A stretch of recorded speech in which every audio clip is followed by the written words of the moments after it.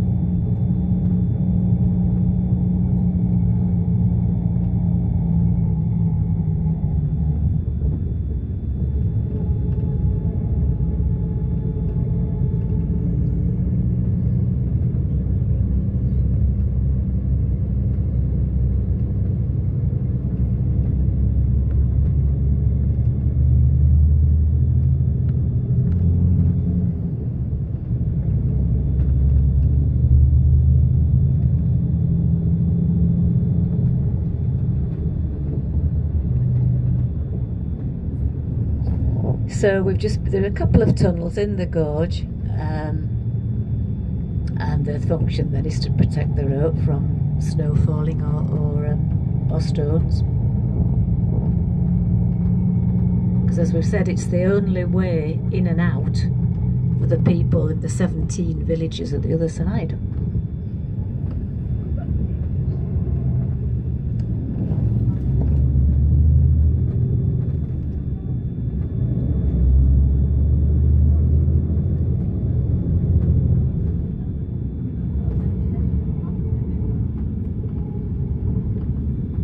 Now I did say we're starting to climb, so of course the river's down below. So this is when you should not look, really. These stories go back to the Middle Ages when there was clearly no road, but there was a pathway even then for people coming in and out of this area. And stories of the tax collectors being sent in by the local counts to collect the taxes, and the reception committee from the locals on the other side there to meet them. Whoop, over the side you go. No taxes for you. In more recent years, the highest point has been called Mother-in-law's Leap. So I'll let you work that one out. Mother-in-law's Leap, most unkind. So as I say, we're round about 90, 100 metres, yards up above the river down below.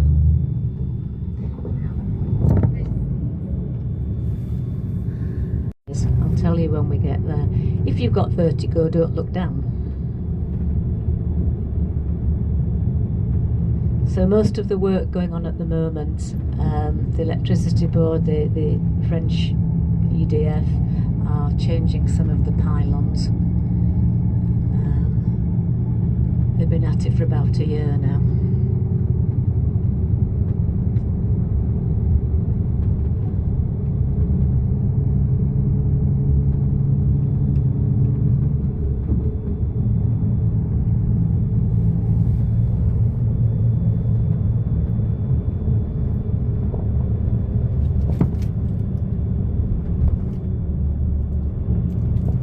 Sometimes we'll see people fishing. This area is quite popular. You need to have a license, and people fish for trout in the river.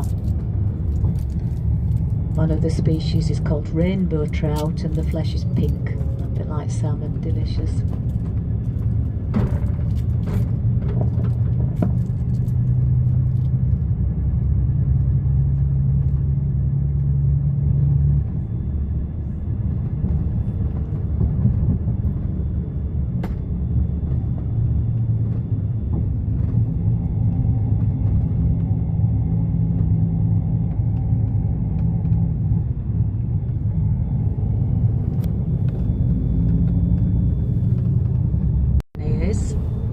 collection of 17 little mountain villages all spaced out, called the Pays de Toy, Toy Country.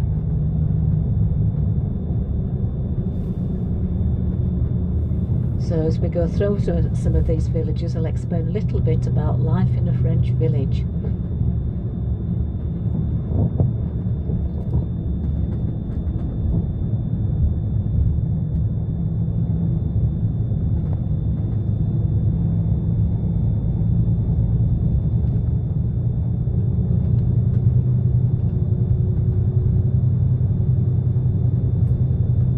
So on the right there's the hydroelectric station, little one.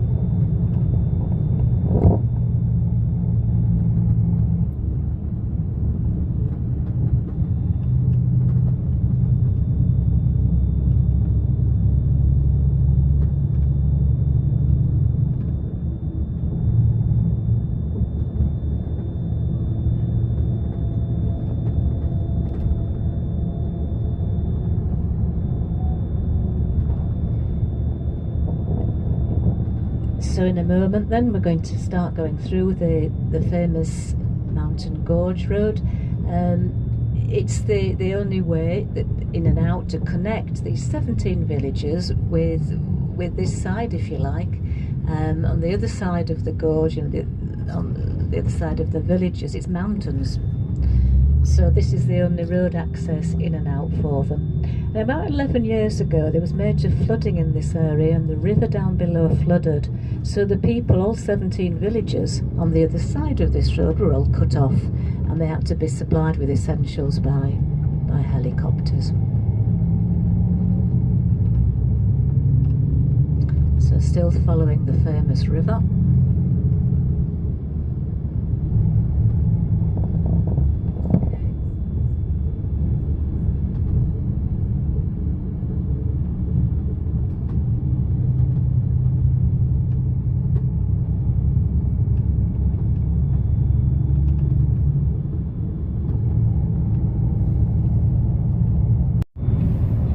See because of the low cloud, but the mountain range upon the left is Hautocam with an H, so Hautocam. So that's for the cycling enthusiasts, because sometimes they have the end of the day's race will finish up there.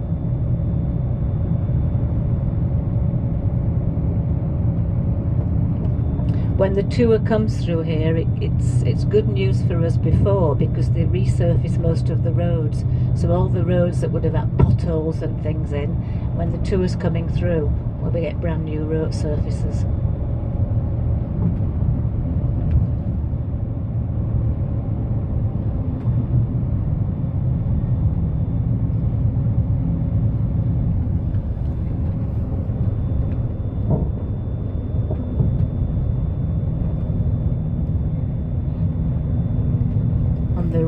We get a glimpse after the trees sometimes of a narrow valley which is leading to the mountain town of Courtrai. That's one of these valleys, Courtrai.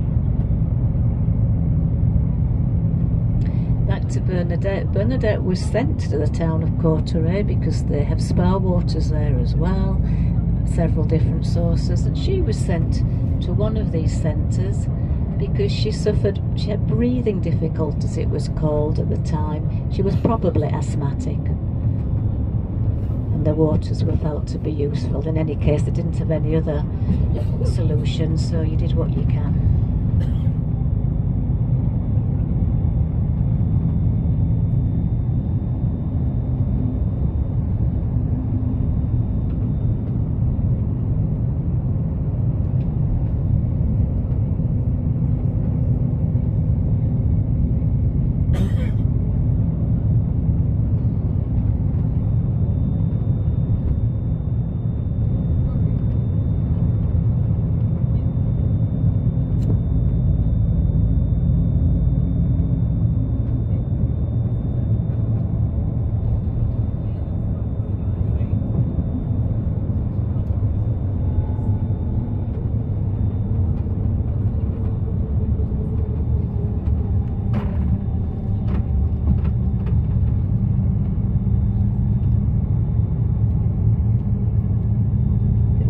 straight ahead you can see there's actually a pipe coming down the mountain. It's a small hydroelectric plant.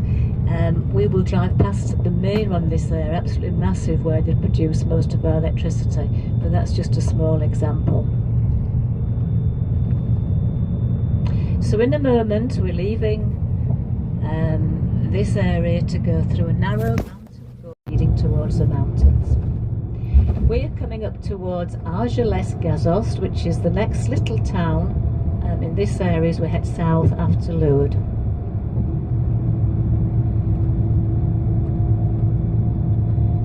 And the other thing that is popular in this area, another economic activity, is they use the spa waters. A lot of these mountain villages, and in Argelès, the town, there are sources of spa water.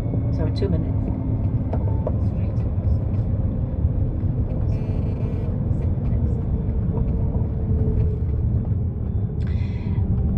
So the spa waters have been used therapeutically. Well, when the Romans were here, they used the waters, and it's still very popular. So different waters will be reputed to have different medicinal and therapeutic properties. So many of these villages and towns have their spa centres. They're part of the French health service. You can actually get sent to one of them with a prescription, and you spend 3 weeks there being pampered, basically, if you're very lucky. But because the medical side is on the decline, it's very expensive, they're developing the well-being, the pampering side. So the spa water is another economic activity. So you've got your tourism, the agriculture and the spa water.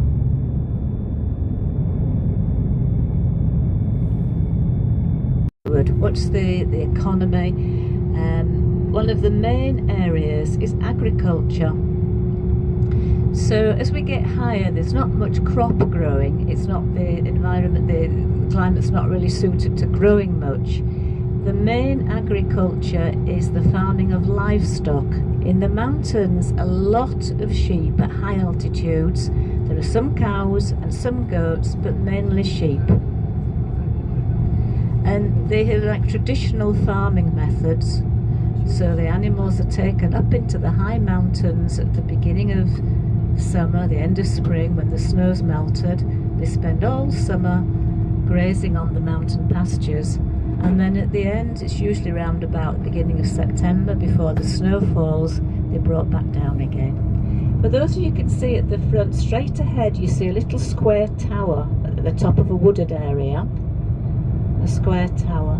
That's one of the remaining watchtowers that lined some of these valleys. So we can already see valleys leading off on the left, on the right.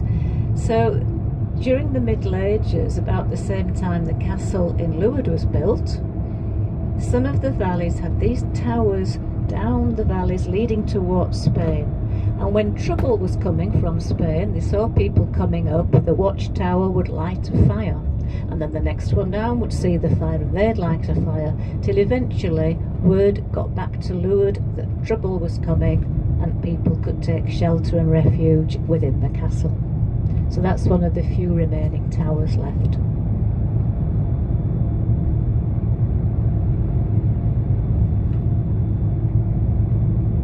So back to the agriculture, traditional methods then, where the sheep, there'll be the two categories. Those sheep that are destined to be eaten, so for mutton, for the meat, and then a major area, what they do in this area, they produce a lot of cheese, a lot of sheep's milk cheese. The different valleys will have different types of cheese depending on what the sheep have eaten. So the farmer, the shepherd, of course, has to stay up in the mountains with the flock to milk them, milked once or twice a day, and the cheese will be produced up in the mountains. And somebody will go up, bring down the cheese, and it will be sold on the markets. So absolutely delicious cheeses produced using old traditional methods. That's the top of the tower, a bit closer to now over on the right. The crops we see down here, we do see some corn, maize, mainly for animal feed. So when the animals come back down for winter, they will be, some of them will be fed corn. And then the other thing they will do, the farmers, is for the animals outside lured really, and these valleys lead to the mountains and then to Spain.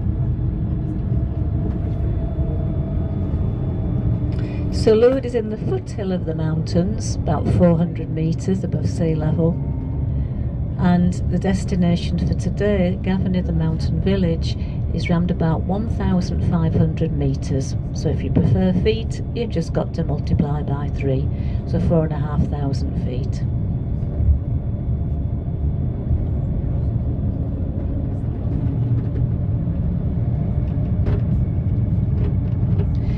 So there's a bit of low cloud here. You never know. If we look, it happens sometimes.